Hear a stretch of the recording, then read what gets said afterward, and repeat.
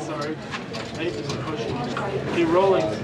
You're rolling? I think we got sound. Yeah, she's getting sound. So is it pretty important that I stay in this position? The process of doing your family history has completely transformed. Family history before Ancestry.com was a pretty arduous hobby to undertake. It was a pretty labor-intensive process. It was hard times. It involved a lot of traveling, really, and it was pretty expensive. Go to archives in Washington, D.C., to archives in their states, to courthouses, to cemeteries. Getting microfiche and cranking films. And wind through the microfilm. Go page by page by page. They were not indexed. You could spend hours looking for one name in the census. And it just wasn't practical. So what's changed is most of that experience is now online. Now you can spend seconds because it's all indexed and all online. You can do it at 3 a.m. in your pajamas. It's a fantastic improvement.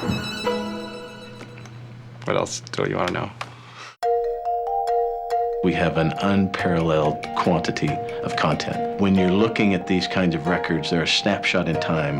This is a death record from Maine in 1850, and it has the name of Mary Roberts, and it tells you where she was born and that she died of scarlet fever. Building our collection has been a 10-year journey. We work with archives and record organizations throughout the world. You know, we're looking in Ireland, we're looking in France, we're looking in Germany, we're looking in the UK. Once we get the content, the first thing we have to do is digitize it. With some of these, you're literally taking a page, turning it, dusting the mold off of it, and the page dissolves as you turn it. So we're literally capturing that information that won't be discovered again. We have a tremendous development and research team.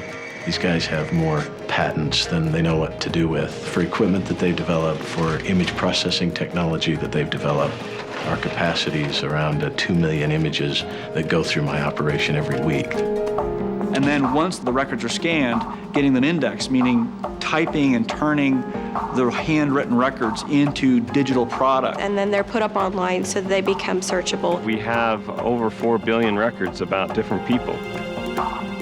Our search engine is tailored just for finding your ancestors. When you search, we actually massively expand the data that you're putting into the system. So if you were looking for a first name Catherine, we would expand to the 800 variations of Catherine. We look for the Soundex version, we look at the Deitch-Mokotov version, we look for the double metaphone version of your name. To make sure that we didn't miss a record that had your ancestor. And we score them all and we send you the best results back.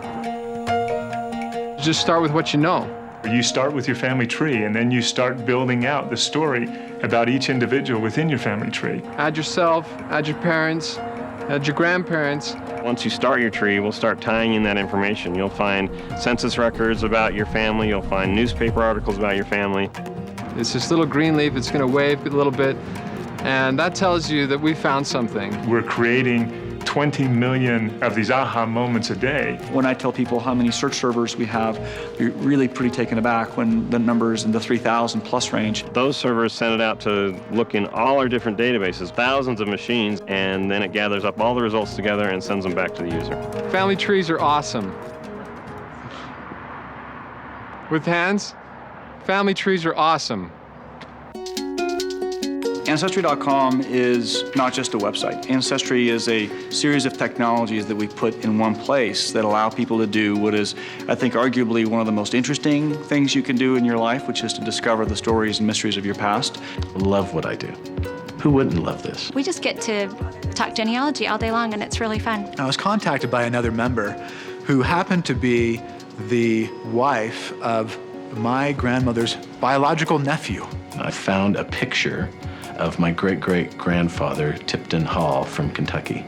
So my grandmother's brother's son's wife. Saw actually a picture of my mother that I'd never seen before. All these little green leaves started coming up, and it turns out that my husband's Canadian. We found a photo of my grandmother's mother, a photo that my family had never seen. It's pretty cool. It makes you just tingle when you hear those. The things you discover in these records, you can't predict. You don't know who all the people you're connected to. There's this wide open field of things for you to discover.